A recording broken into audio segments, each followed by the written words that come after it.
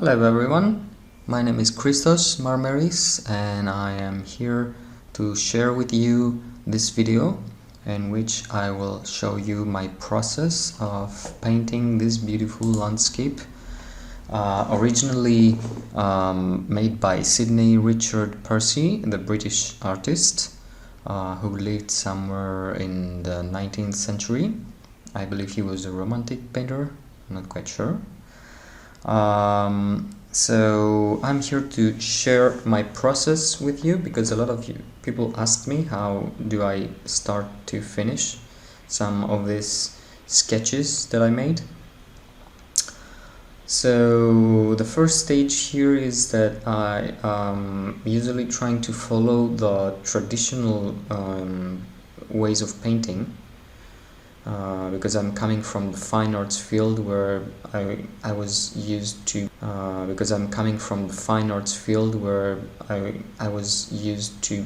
paint a lot with oil paintings and stuff, so I'm trying to imitate this a little bit in my process. So what I do here is I just coat the canvas with, let's say, the underpaint just for the colors, okay, actually, and maybe a little bit for the texture, but it doesn't really matter, it's an underpaint. Nothing of these will be really visible in the end, it doesn't really matter, but it just gives the idea. And sometimes the backlight, somehow the feeling of the atmosphere, the mood somehow. So I'm just trying to find some really nice textures here with really rough movements, and once I'm happy with it I will just move on to the next step, which is to start painting the sky, the lightest, the brightest thing. And in my process in general, the main thing is that I am trying to establish the right, not exactly the right, not 100% accurate, but as close as possible to match the colors from the very beginning. And what does matter more than the colors are the how you structure the canvas, the image. Okay, so I really have to focus on big shapes, like really big shapes, and the colors. These are the most what matters for the beginning. Okay, and this is what I have in mind at all the time when I'm doing this. And as we talk, first of all, I have to tell you that the video is like 3 times faster, okay, because the whole procedure was 1 hour and 20 minutes, I believe. So I just made it a little bit faster, not to get bored or something. And as you can see, I can just try to define a little bit better the colors, the relations between the colors all the time, and to define the shapes. I'm not trying to find the accurate shapes, like exactly 100%, but I'm trying to give the idea of the main shapes, like blocking out the composition very roughly. And I already have done, I'm a little bit overworking right now on the sky, but I will soon realize this, and I will keep on going with the blocking of the composition. But for now I don't know, I got consumed by the process. It was nice, so I overwork the sky for a little while. I'm trying to just find few shapes, really rough. I don't really pay a lot of attention to the. So here I am moving on to, I realize I'm working a lot on the sky, and I'm moved on. I had to block out the field as well. I'm trying to be a little bit accurate with the colors because it will save my time later on. Here I have some really big issues, really difficulties to find this water color. And as you will see, some things doesn't really matter in terms of, you will see that a lot of my colors are not good, like this one here. I don't even know what thing is that in the middle of this dark thing in the middle of the canvas. I never actually you see, I'm working on the thumbnail here, okay? This is very good for the blocking. This is how you should work all the time, most of the time at least. At this very end of the video, it's the time when you will have to zoom in and try to make some details, so you will see when is this time approximately. But up till that moment, I'm working all this time on my on this size of the canvas and on 17 inches screen of my laptop. So you can imagine this is really thumbnail actually. However, the canvas is approximately 4000 pixels by 2.5, I don't remember. Anyway, my point was that the colors doesn't need to be accurate, but I mean like 100%. You have to be as close as possible, but avoid at any cost to color picking from the image, because you will never learn anything if you color pick. I'm always trying to find out to figure out if the color is a little bit warmer or a little bit colder or a little bit darker or a little bit. I'm always comparing the colors with the next one, with the color right to each other, and I'm comparing, like I'm trying to find in that yellow field there are millions of variations of colors, and I'm trying to spot each one. Millions of variations of colors, and I'm trying to spot each one, but not necessarily to put it in the right spot in the right time. I'm just trying to give a variation approximately where it could be, where I'm seeing this on the canvas. I'm trying to indicate somehow these variations of color in there. And sometimes it's very helpful when you cannot identify the exact color on your palette. Maybe if you see it's a little bit warmer, you just add a touch of warm yellow or red, and you just mix it on the canvas as you would do in traditional oil painting. If you cannot fix the color on your palette, you're trying to mix it on your canvas by adding a little bit of color in it. So I have already blocked the whole composition, and I'm trying to mix a little bit the colors on the canvas. I'm trying to find a little bit better the values actually, because the mountain was a little bit lighter. In my painting was a little bit lighter. I'm trying to define shapes a little bit better once again. So it's really kind of a back and forth process. I'm going again on the sky, working on the clouds again. I'm trying to find the shapes better, and maybe the colors, and where this cloud is going, and how it interacts with the mountains, how the lines are visible, how the lines are hiding behind each other. This mountain was also a little bit lighter, so I'm darkening it as well. And now I start to realize that something is going wrong actually with my feel, because as I'm working a lot on the upper canvas, like the clouds and the background, the foreground starts to ask for more attention. So it screams, do something here. It's like, so I'm going back and forth again and again, and I'm working on that field now, and I'm trying to find more spots, more colors, like more accurately, some shapes, some variations.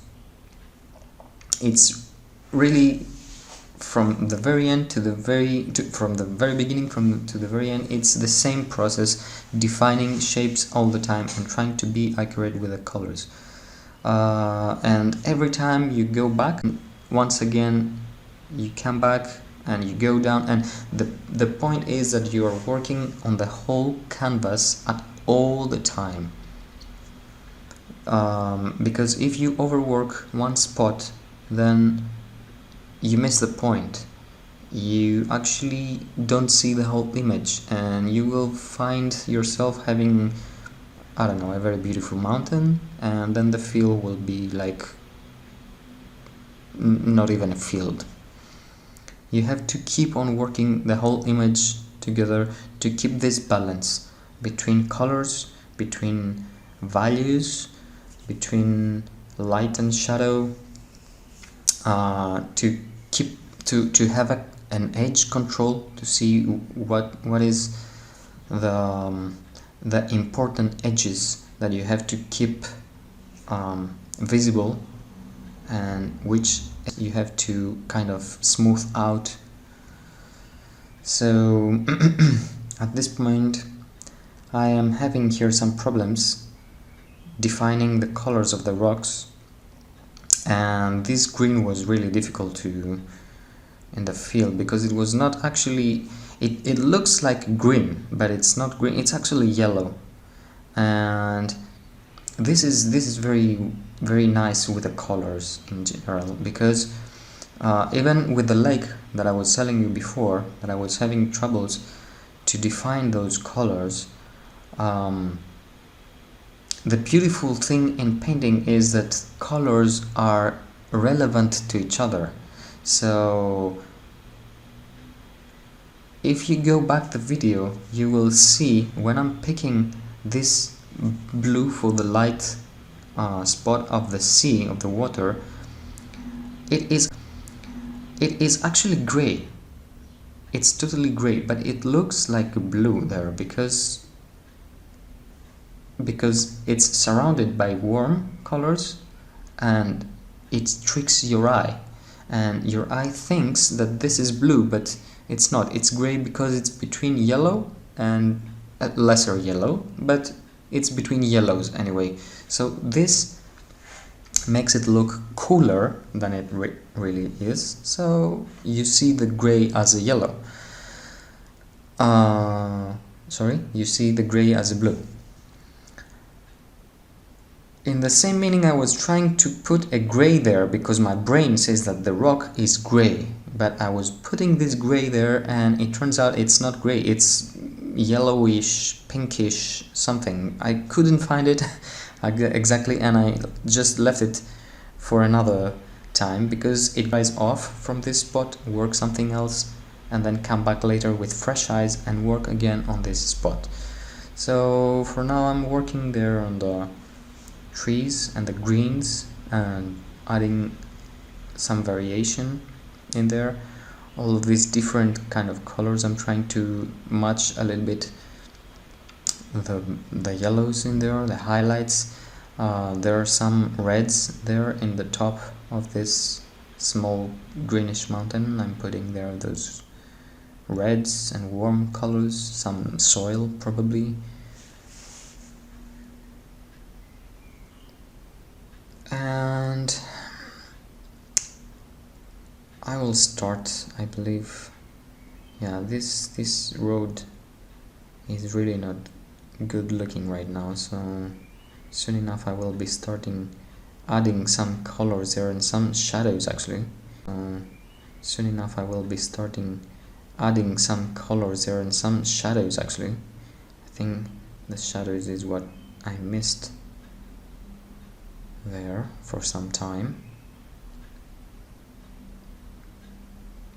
Yeah, so now I'm happy with this little funny house there.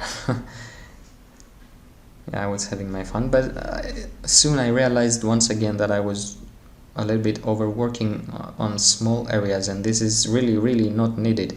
At this point you only need to indicate things. You don't really paint anything, you just put colors and basic shapes and indicate things. So thank God I started working with the rod a little bit, I believe.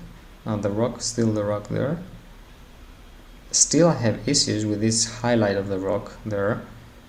I'm putting grays and it's yellow. I realize this, and then it's too yellow. And then I'm going back and forth. I'm trying to find that color. I cannot find the color, and I leave this place in peace, and I'm going somewhere else again, and I will come back later. Some shadow for that cow. Happy fat cow. I love cows. Anyway, some highlight for that cow. And once again, in the fields, trying to match the colors, try to blend them nicely as long as it gives the impression. All I'm trying to do is to give the impression. I'm always finding colors and more colors and some shadows, maybe like this there. And despite 100% accurate colors, you are still getting the same impression, the same feeling, because what I'm doing from a certain point on, when I have a lot of variation in my canvas already, I'm not picking all the time new colors. Sometimes I'm starting mixing colors. I'm picking color from my own canvas, never from the reference picture, but I try to mix and match and blend the colors, the already existent colors on my canvas, and this makes colors, how to say this, you actually make colors blend in a way that communicates better in between them, because when you add a specific accent of blue in the yellow, then the yellow comes closer to that blue, and at the same time when you add this yellow, a little bit of it into that blue, then this blue comes a little bit closer to that yellow, and then these two colors, these blues and yellows and all the variations in between them, they are starting having another type, another form of communication. So they are talking better, they have another kind of conversation which actually starts to have meaning in your eyes. And this is what we say that the whole painting starts to bind itself. I mean, the colors are binding themselves into the canvas. They are having a relationship, like they are talking to each other. And this is really important for having a good color management in your canvases. So once again, I have gone back to the mountains and the sky, try to once again to find a little bit better the colors. You see now that I'm mixing a lot of these colors. I just picked a little bit brighter yellow because I didn't have this there, but you see I'm just mixing these blues and yellows all the time there because I'm trying to find the tonality a little bit better with already existent colors. I'm doing the same there with the water and the reflections.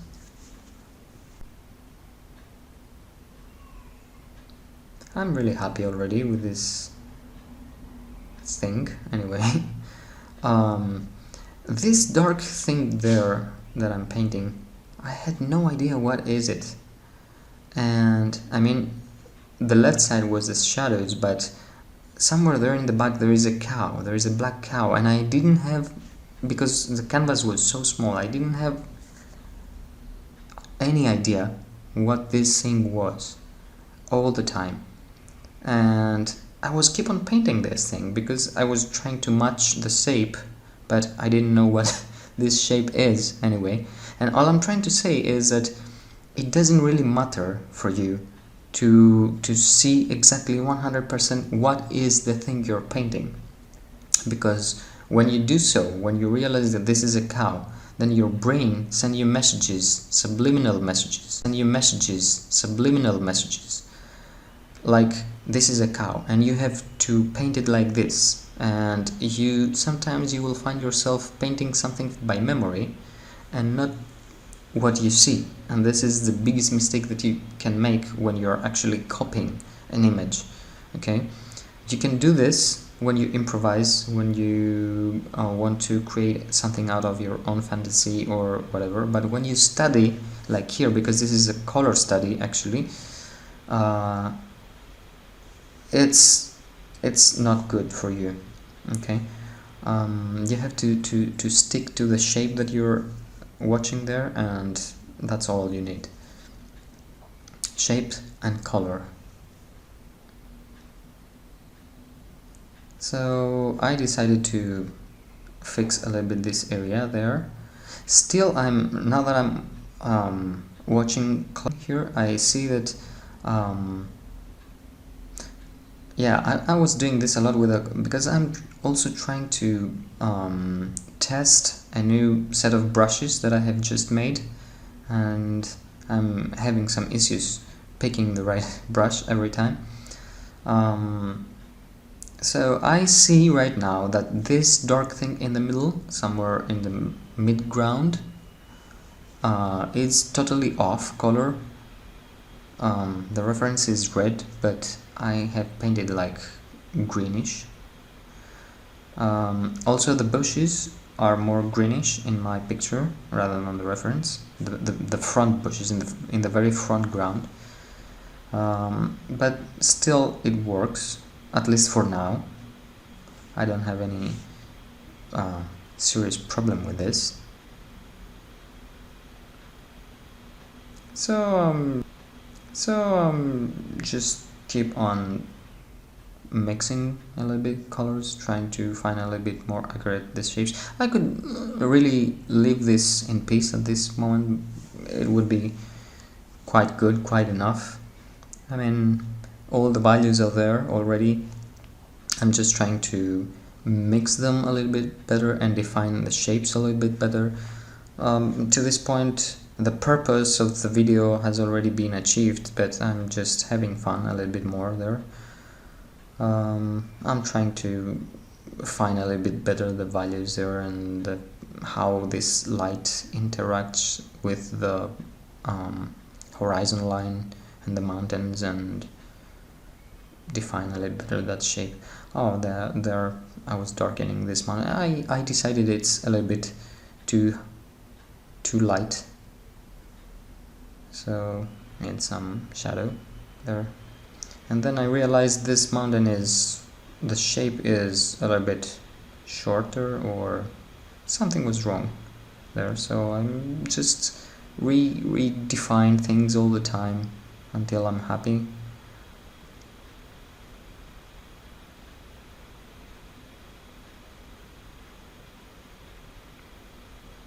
I found that cloud was a little bit lighter as well, so I darkened it. Really roughly. These are all really rough. If you will see the JPEG, the final JPEG I will post, it's really, I don't pay attention to any detail. Really rough, really I can say it's a really big brush actually. It might seem like too small, but it's because the resolution is very high. You will see the brush strokes in the end. It's really no detail there.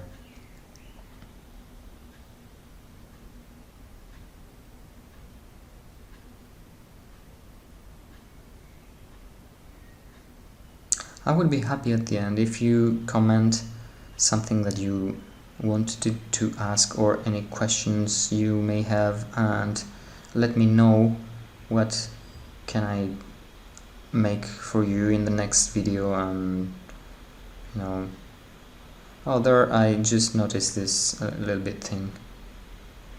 Yeah, to this point I start adding some details, but still I noticed the color is a bit different. I still don't zoom in. I mean, even those details are, you know, really rough. Okay, so pretty much it. This is pretty much it, and I hope you enjoyed this. I hope you liked it, and I want you to let me know for the next video what would you like to see, and you know, just have fun with, ask questions and any comment you think it would be useful for you. So I will leave you with that. Thank you for watching and happy painting.